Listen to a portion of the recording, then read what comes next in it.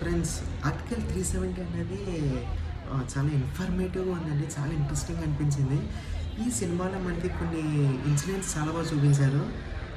మనకి India, Pakistan 1947లో independence వచ్చింది Britishers నుంచి. తర్వాత సెపరేట్ అయిపోయింది. అల్లకల్లోలాలు, గొడవలు ఇవన్నీ అటాక్స్ అన్నీ జరుగుతున్నాయి. సో, శాంతిని నెలకొల్పడానికి టెంపరరీగా వీళ్ళు తీసుకునే డెసిషన్ ఏంటంటే, కాశ్మీర్‌కి స్పెషల్ స్టేటస్ ఇవ్వాలని చెప్పి ఆర్టికల్ 370 అనేది తీసుకొచ్చారు.